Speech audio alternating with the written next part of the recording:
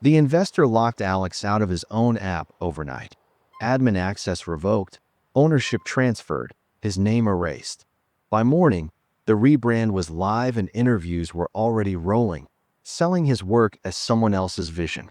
They thought it was finished, but Alex still had the original build, untouched, and that fact changed everything. Alex stared at the login screen. The cursor blinked, slow and sharp, like it knew what it was doing. He tried again, same red line, access denied. The air in the office felt heavier, like even the machines knew something had shifted. A few desks away, someone's monitor still glowed with the new logo, SYNKLY. It wasn't supposed to look like that. He'd never approved a rebrand. But the name was already live, and the source server, the one he'd spent nights perfecting, was locked behind credentials that weren't his anymore. He refreshed the admin panel, blank. Only one maintainer left, Richard C., the investor who'd promised to handle the business side. Alex leaned back, rubbing his eyes. From the next room came the low hum of the servers, steady, almost indifferent. Then he remembered Richard's message from 2 days ago. Leave the legal stuff to me. Now it made sense. He opened Slack. The company channel was gone. GitHub notifications revoked. Even the email domain now redirected to a new company address. Every trace of his ownership erased in a single push. For a second, he just watched the spinning wheel on the screen. No anger yet. No words. Just that cold drop in his chest when you realize you've been completely outplayed. He stood up. The office looked exactly the same. Same coffee cup, same half-charged laptop, but it felt like someone else's place now.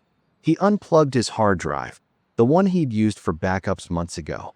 A small, metal rectangle, the only piece still truly his. The monitor flashed once more before he shut it down. Then the silence came. Clean, final. On his phone, a new message blinked. App ownership transferred to SYNKLY Incorporated. He stared at it for a while, not breathing. Then he whispered, barely audible, "They really did it." He didn't go back the next day. There was no point. By the time the coffee shops opened, Richard was already on a podcast talking about his new app, a breakthrough in data sync technology. Alex listened once, standing outside his apartment with the phone pressed to his ear. The host called Richard a visionary. Richard laughed like he believed it.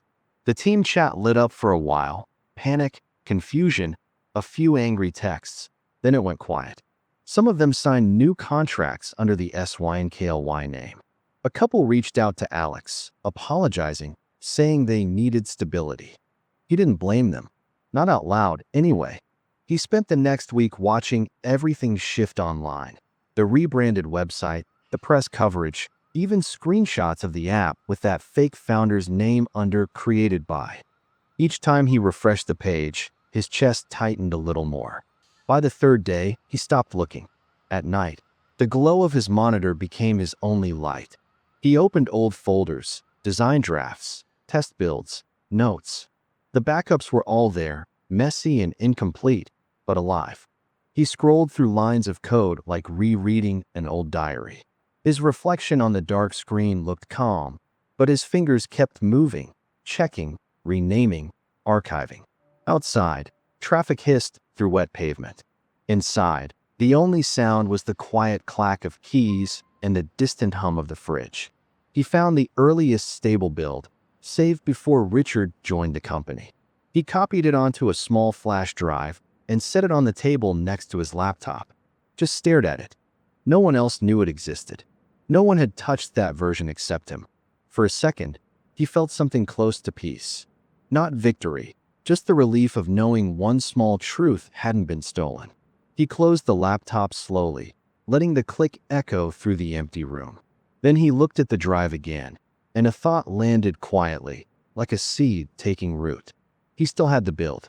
For 3 days, the flash drive just sat there, small, silent, waiting. No plan, no anger. Only that quiet thought. Doing nothing would finish what Richard started. He plugged it in one night. The code loaded like an old song. Clunky, unfinished, but honest. He scrolled through it line by line, half smiling at his own comments from 2 years ago. Things he used to care about. Efficiency, logic, clarity. The stuff Richard had called too slow for growth. This time, there were no investors, no deadlines. He built in silence. The nights stretched out, one after another, the sound of the keyboard filling the space like rain on metal. He fixed bugs, rewrote modules, stripped out the corporate layers that had bloated the original. Every new commit felt cleaner, lighter. Around midnight, the first ping from GitHub cut through the dark, a small metallic note, sharp and perfect. Alex froze. The sound hit somewhere low in his chest, heavier than he expected. Proof that something still worked, that he still did. For the first time in weeks, the code didn't fight back. By the second week, he had a name, SyncLight. No logo, no marketing deck, just a line of text on a gray background. He didn't even plan to release it at first. But one night, he typed out a sentence at the top of the README. For anyone who just wants something that works. He hesitated before clicking publish. That was the decision, the real one. Not revenge, not anger. Just a quiet refusal to stay erased. The upload bar filled slowly. When it hit 100%, the same ping sounded again, softer this time. He leaned back, closed his eyes. The room was still dark, but now it felt alive. Somewhere deep in the server logs, a new repository appeared. It listed Alex M. as the owner and marked the license as open source under the MIT terms. No announcement, no drama, just one man, a piece of code, and the faint sound of a system waking up. At first, no one noticed. The repo sat there in the open, a few stars, a few polite comments. Then a small tech YouTuber made a side-by-side test, SyncLight versus SYNKLY. The video title was brutal. The free app that beats the million-dollar startup. It hit 100,000 views in 2 days. By the end of the week, every tech forum was talking about it. Screenshots, benchmarks, side-by-side performance clips. SyncLight loaded faster, synced cleaner, used half the memory. No ads, no analytics, no tracking. Just code that worked. Alex watched from his kitchen table, coffee gone cold, screen glowing in the dark. Comments rolled by. Finally, someone built this right. Why isn't this the official one? SYNKLY feels like a scam now. He didn't reply. He just read them, one by one, and kept fixing small things. A typo here, a patch there. Each time he hit commit, that soft ping came again. Same note, same calm. Richard tried to fight it. Press releases, PR videos, tweets about unethical forks. Then came the lawyers, cease and desist letters, threats of lawsuits. But every response from Alex was the same. SyncLight is original work under MIT license. Short, professional, impossible to refute, and the internet loves receipts. Someone dug up old commit timestamps. Another found archived blog posts showing Alex's name on the first prototype. Screenshots spread faster than any statement Richard's team could post. A Reddit thread titled, "He stole it." Now it's biting him back. Hit the front page. By the end of the week, big creators were chiming in. 2 hashtags started trending everywhere. The real SYNKLY and Code Without Greed. Alex didn't celebrate. He closed his laptop, took a slow breath, and for a moment, it felt over, quiet, almost peaceful. Then another notification chimed, louder, brighter. New followers. Forks multiplying. The world catching up. Truth started trending. By spring, everyone in the industry knew. SYNKLY was collapsing under bad press, lawsuits, and refund demands. Richard went on one last interview, trying to sound confident, talking about new leadership strategies. His smile looked thin, like someone trying to out-talk gravity. Meanwhile, SyncLight kept growing, not through ads or hype, but through trust. Developers forked it, improved it, translated it. Enterprise clients started switching quietly, contracts changing hands overnight. No one said it out loud, but the message was clear, the good version won. Alex never gave a statement.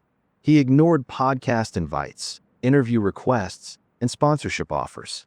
He still coded at the same kitchen table, still pushed commits from that old laptop with the sticker half peeled off. Each ping echoed through the room like a heartbeat, calm and steady. One morning, he opened his email, a message from a former teammate. Just 3 words. "You did right." He didn't reply, just smiled faintly and went back to work. Richard's name became a warning, a case study on every founder's forum about greed, NDAs, and burned bridges. Nobody blacklisted him officially, but nobody answered his calls either.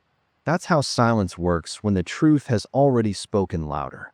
The last commit Alex made wasn't about revenge or closure. It was a small fix in a settings menu, something most users would never notice. He typed a short line at the bottom of the code, almost like an afterthought. He wrote, "Built by those who cared more about users than investors." He hit enter. The screen blinked. Then came that sound, ping. Soft. Final. He leaned back, the gray lights slipping through the blinds. No victory speech. No anger left. Just that quiet sense that something had finally balanced itself out. Outside, the city kept moving. Cars, voices, the low hum of life. Inside, Alex exhaled, steady and calm. The code window glowed faintly on his screen, still open, still alive.